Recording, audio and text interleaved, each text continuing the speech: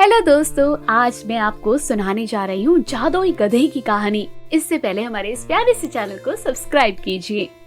एक बार की बात है, बादशाह अकबर ने अपनी महारानी को एक सुंदर सा सोने का हार दिया। महारानी ने रात को वे हार पहनकर देखा और वे उसकी सुंदरता पर खुश होने लगी।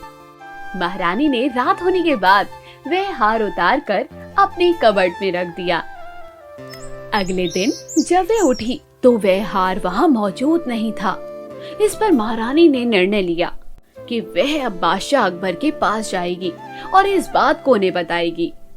वह तुरंत बादशाह अकबर के पास गई और उनसे कहने लगी, जहाँ पना, आपने कल जो हमें हार दिया था वे कमरे से गायब है। मैंने उसे बहुत खोजा पर वह नहीं मिला। महारानी की बात सुनने के बाद बादशाह ने सिपाही को बुलाया और उन्हें आदेश दिया कि उस हार को पूरे महल भर में खोजा जाए। हार को पूरे महल में खोजा गया, लेकिन वह हार कहीं नहीं मिला।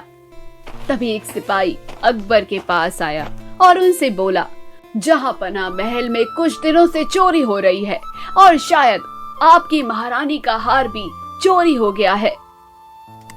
बादशाह ने तुरंत बीरबल को बुलाने का आदेश दिया।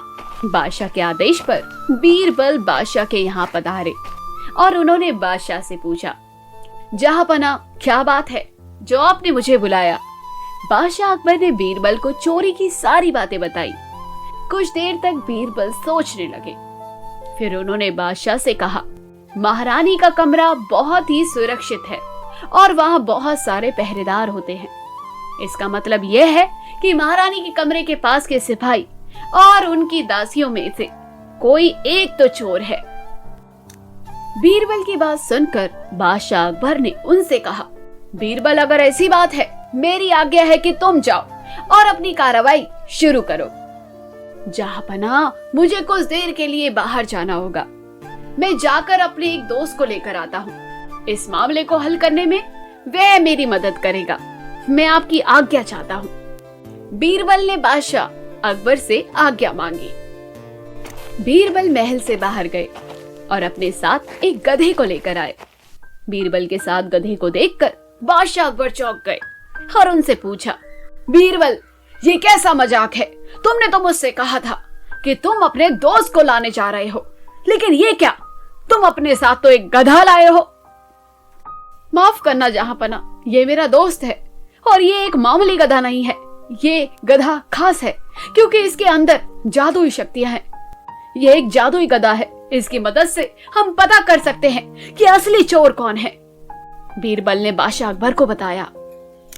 इसके बाद महारानी के कक्ष के पास के सिपाहियों और दासियों को बुलाया गया।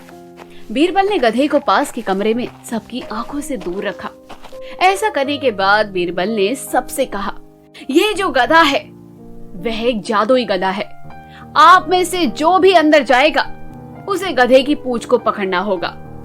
गधे की पूंछ को पकड़कर कहना होगा कि मैंने चोरी नहीं की, मैं निर्दोष हूँ। हर एक पहरेदार और दासी को यह करना होगा। ऐसा हो जाने के बाद बीरबल ने सबके हाथ को सूंघ कर देखा और अभी तक तो पता चल चुका था कि असली चोर कौन है। बीरबल ने कहा, जैसा मैंने कहा था कि चोर इनमें से ही कोई एक है और मैं सही था। बादशाह, इनमें से चोर आपका ये सिपाही है। बीरबल, तुम ऐसा कैसे कह सकते हो कि ये सिपाही चोर है? बादशाह अकबर ने पूछा। बादशाह अकबर के सवाल के बाद बीरबल ने उन्हें बताया, दरअसल बात यह है कि ये जो गधा है वे एक मामूली गधा है जिसे मैंने पास के व्यापारी से लाया हूँ। मैंने इसकी पूंछ में एक खास तरह का इत्र डाला था।